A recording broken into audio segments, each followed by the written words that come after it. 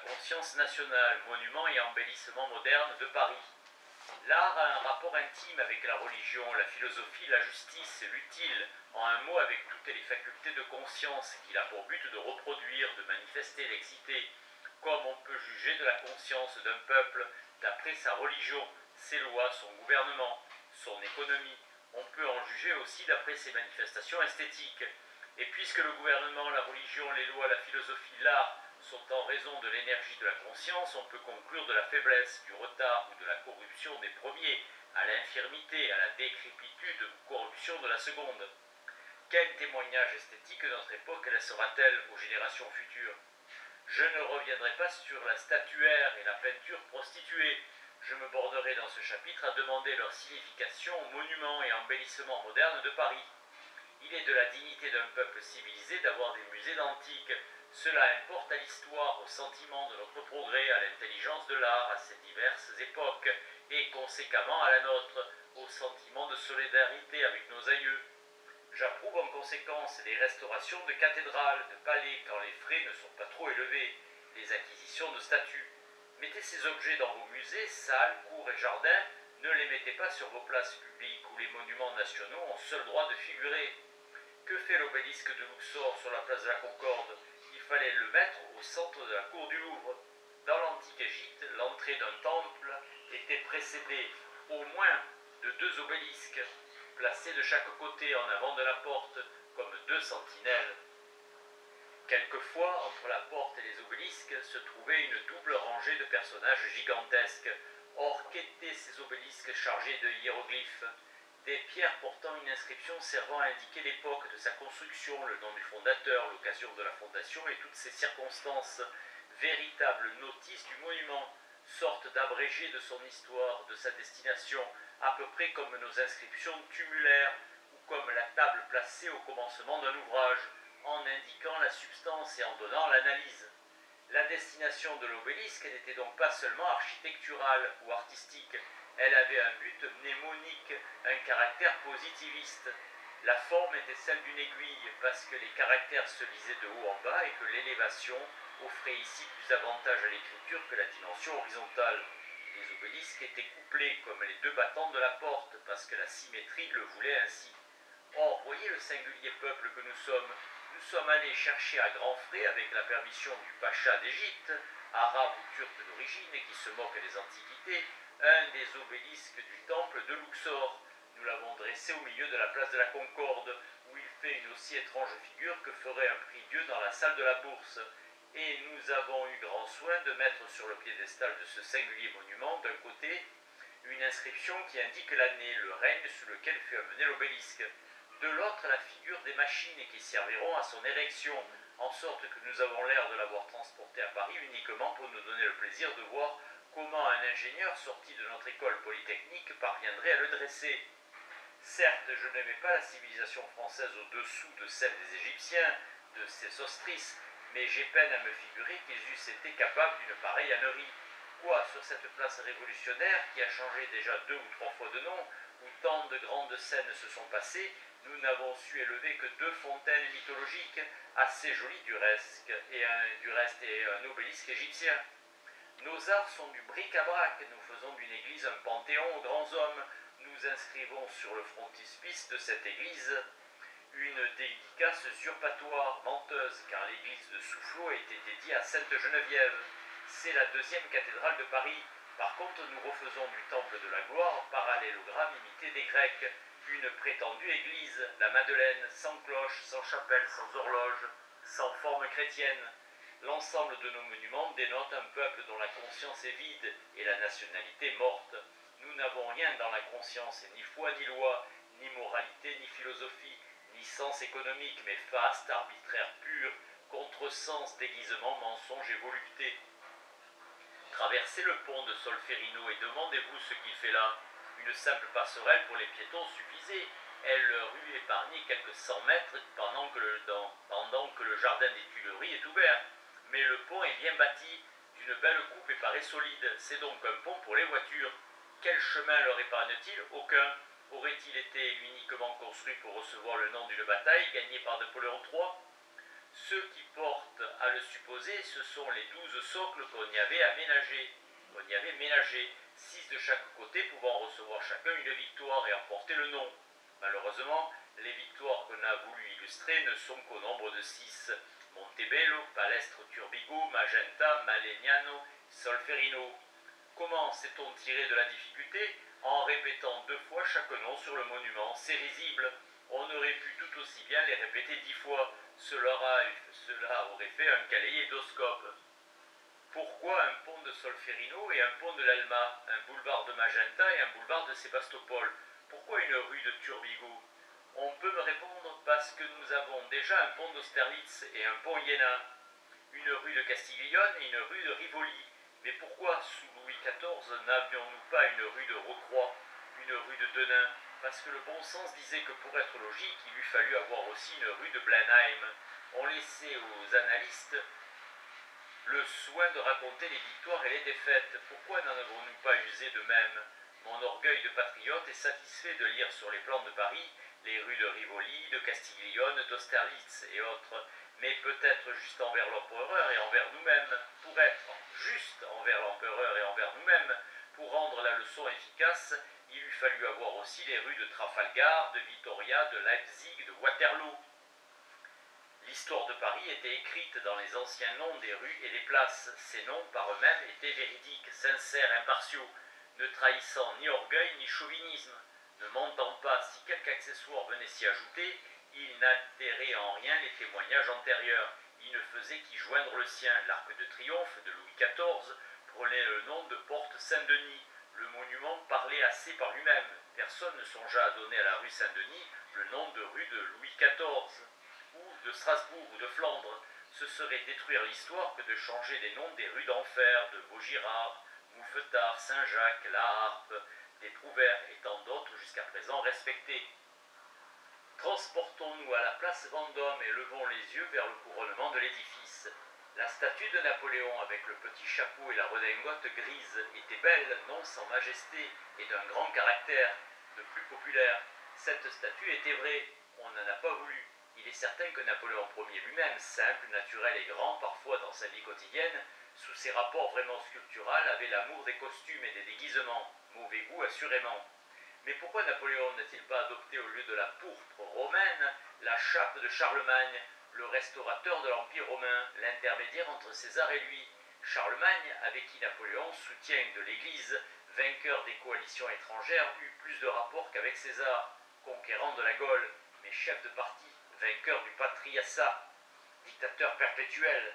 C'est que dans le monde féodal ou Moyen-Âge, la France est comme royaume, l'antithèse de l'Empire, et qu'en fin de compte, Charlemagne n'est pas gaulois, il n'est pas de la race de la civilisation gallo-romaine, il est germanique.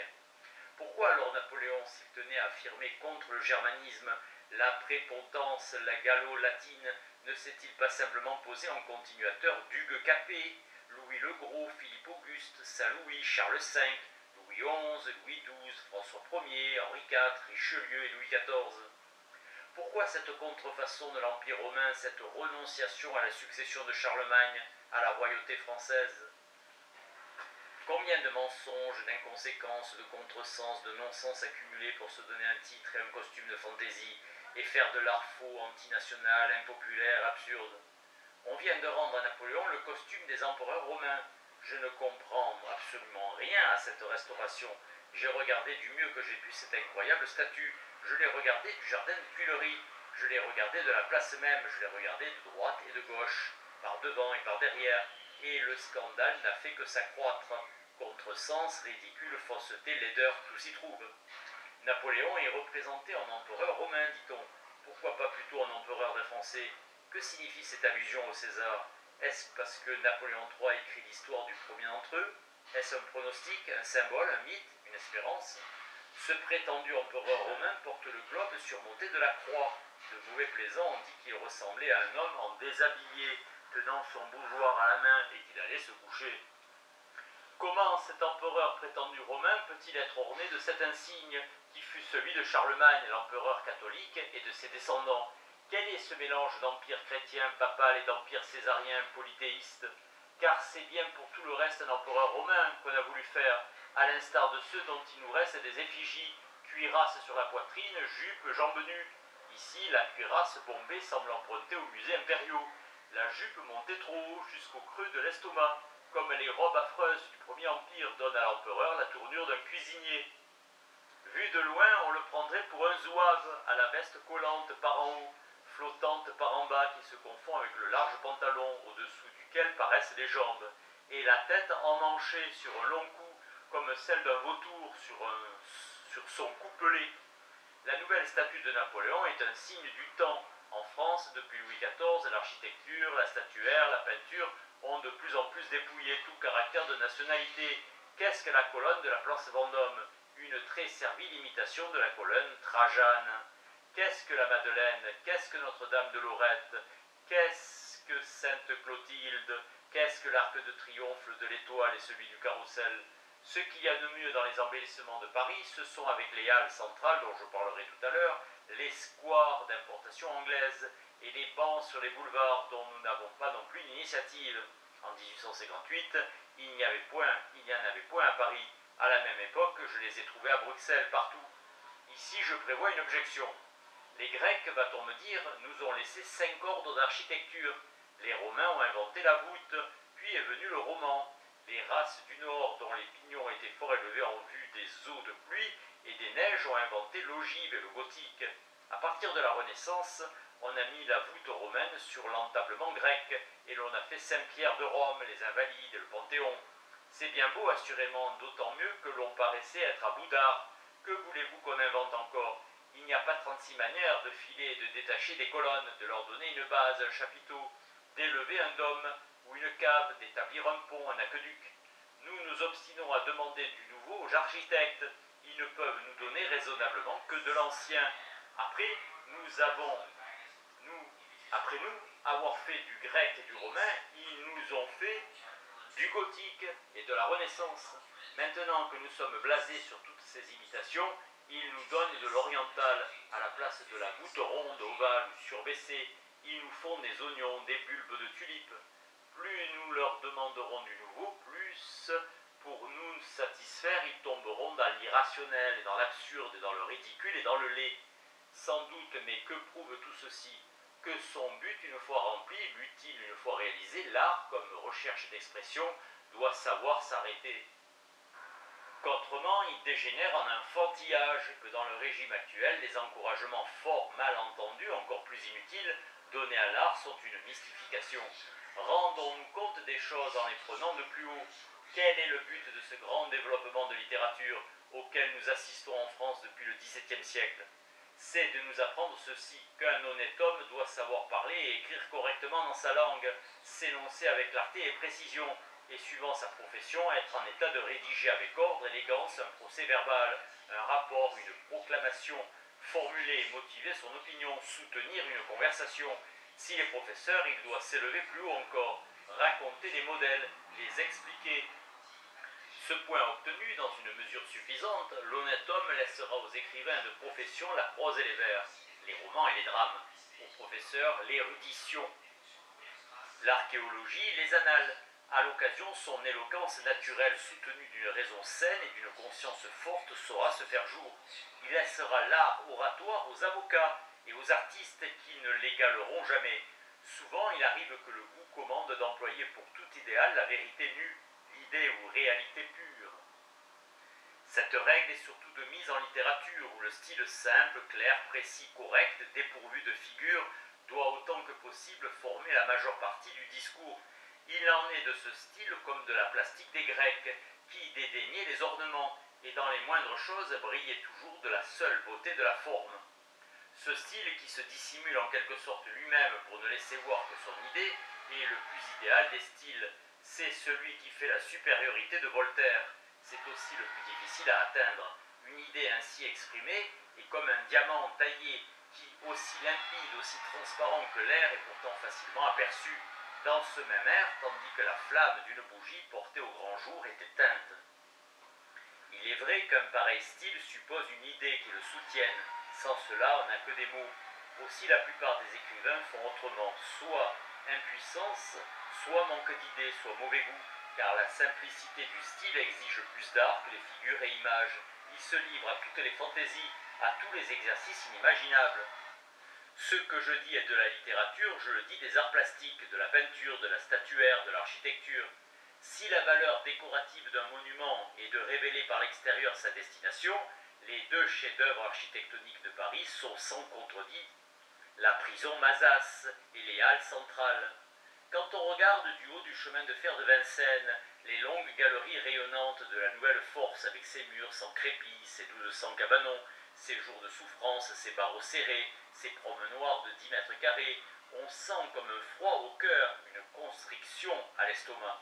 On devine que tout ici a été combiné avec science et patience, afin de rendre aux malheureux détenus derrière ces grilles la vie aussi insupportable qu'elle peut l'être dans une société où les corrections corporelles ont fait place aux tortures morales. Et quand on songe que les prisonniers enfermés dans ces gigantesques tombeaux sont des prévenus, c'est-à-dire des accusés présumés innocents jusqu'à jugement contradictoire, on se demande quel châtiment la loi réserve aux condamnés, aux criminels, et quelle idée morale préside au régime des prisons de France. Mazas est une conception architecturale digne de prendre place à côté des œuvres les plus philosophiques de l'école critique. La vue de ce monument ne peut que hâter par l'horreur qu'il inspire la réforme des lois et coutumes de gouvernement en matière de prévention comme de répression, comme cite un monument à nos gloires d'un idéalisme aussi saisissant, d'un enseignement plus profond. Les halles centrales ont causé grand scandale dans la jante académique, élèves et maîtres. Là, en effet, pas de colonnes, pas de pilastres, pas de corniches, pas d'attiques, ni chapiteaux, ni modillons, ni cartouches, ni statues, ni bas-reliefs. De la pierre dans les fondations, du fer depuis le sol jusqu'à la couverture, une toiture de verre et de zinc. Rien de tout cela n'a été prévu par l'Institut et l'école. Ainsi, les halles sont-elles un monument de la barbarie, un vol fait aux artistes pour lesquels les travaux de la ville et de l'État sont une propriété, un détournement de commande au profit des modestes dessinateurs, modeleurs et fondeurs de l'usine de Mazières. Mais le public s'est rangé du côté des industriels contre les artistes, et il a eu raison. L'idéal d'un marché où s'entassent des matières promptement putrescibles serait qu'il soit à ciel ouvert.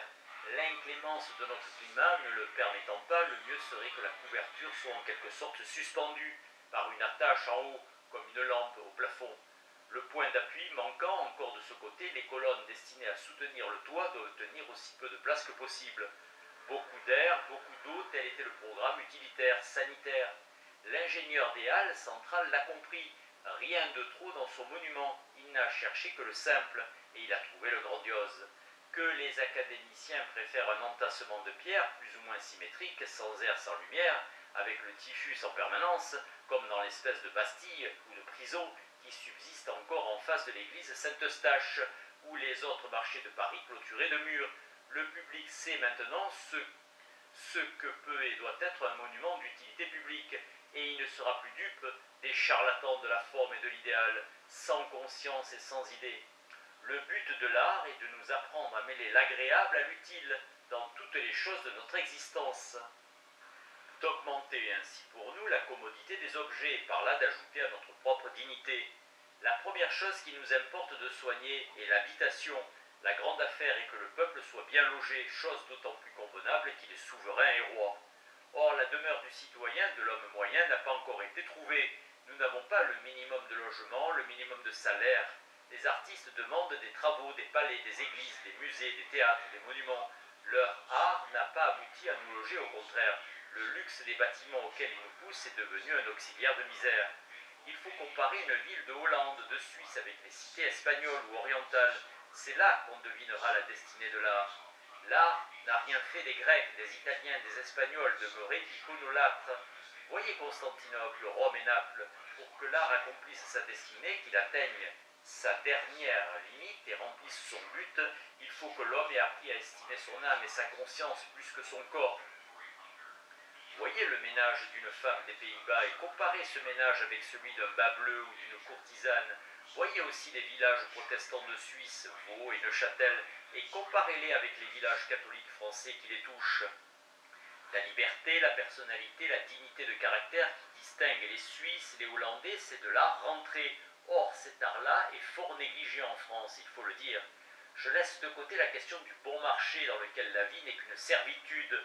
Si la République n'est pas le droit, me disait un honnête homme, je me moque de la République. Je dis de l'art et des villes, si l'art et l'édilité ne savent pas nous loger à bon marché, je me moque de l'architecture et de l'édilité. Or, nous sommes bien loin de là. En vain, nous engouffrons dans ces maisons monstres un mobilier plus ou moins somptueux et artistique. Buffets, bahuts et tables sculptées, tableaux, statuettes, pianos. La belle compensation, c'est la fiction que nous prenons pour la réalité. Je donnerai le musée du Louvre, les Tuileries, Notre-Dame et la colonne par-dessus le marché pour être logé chez moi dans une petite maison faite à ma guise, que j'occuperai seul au centre d'un petit enclos d'un 10e d'hectare, où j'aurai de l'eau, de l'ombre, de la pelouse et du silence. Si je m'avisais de placer là-dedans une statue, ce ne serait ni un Jupiter ni un Apollon. Je n'ai que faire de ces messieurs, ni des vues de Londres, de Rome, de Constantinople ou de Venise. Dieu me préserve d'y demeurer. J'y mettrai ce qui me manque, la montagne, le vignoble, la prairie, des chèvres, des vaches et des moutons, des moissonneurs, des bergeraux. Comment ne voyons-nous pas que ce débordement d'œuvres d'art, de monuments des arts, n'a d'autre but, par une affreuse ironie, que de nous entretenir dans notre indigence? Si notre éducation était faite, si nous exercions nos droits, si nous vivions de la vie libre, est-ce que nous aurions besoin d'écoles d'art et de prix de Rome? Est-ce que ce nouveau Paris ne nous ferait pas horreur? Nous nous serrons le ventre et, faute de consommation plus réelle, nous nous repaissons de spectacles. Une agglomération de 1000 petits propriétaires logés chez eux, exploitant, cultivant, faisant valoir chacun leur patrimoine, leur industrie et leurs capitaux, s'administrant et se jugeant eux-mêmes, ce chef-d'œuvre politique dont tous les autres ne sont que des accessoires, voilà ce que nous n'avons jamais su réaliser. Artistes, professeurs et prêtres, académiciens et philosophes, tous font également mal leur devoir. Ils se sont faits instruments de misère et de dépression. Il faut mesurer le degré d'abaissement des masses chez un peuple par l'exagération de ses œuvres d'art et l'importance donnée à ces artistes. Cela a été le secret des sacerdoces et des despotes de tromper le paupérisme des masses par le prestige des monuments. L'Égyptien pouvait-il se plaindre en voyant s'élever ces obélisques, ces sphinx, ces pyramides, ces temples gigantesques? Quand l'engouement artistique s'empare des Grecs, ils sont perdus. Les Romains ne les nomment plus que Rucli, Gressillon, comme les Belges nous appellent Francequillon. L'Empire une fois installé, les grands monuments s'élèvent dans Rome, corrompus et dégénérés, le Panthéon, le Colisée. Le catholicisme fonde ses cathédrales sur la servitude. La Rome de Léon X paye ses artistes avec l'argent des indulgences. Plus à Dieu que Luther eut exterminé les Raphaël, les Michel-Ange et tous leurs émules, tous ces ornementateurs de palais et d'églises. Les artistes, une fois le but de l'art manqué, sont devenus les auxiliaires naturels du sacerdoce et du despotisme contre la liberté des peuples. Ministres de corruption, professeurs de volupté, agents de prostitution, ce sont eux qui ont appris aux masses à supporter leur indignité et leur indigence par la contemplation de leurs merveilles.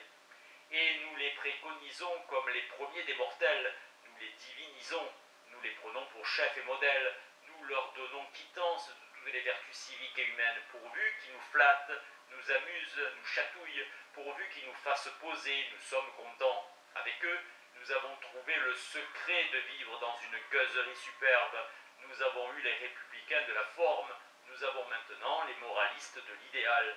Et nous avons trouvé ce secret, que le dévergondage de l'esprit et l'impudicité des sens, c'est la liberté.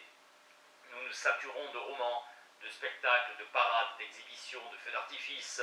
Nous recherchons le mensonge et toutes ses gloires. La gloire, voilà notre pain quotidien des races lâches, vaniteuses qui, après avoir brillé un instant au premier rang, deviennent la risée des nations.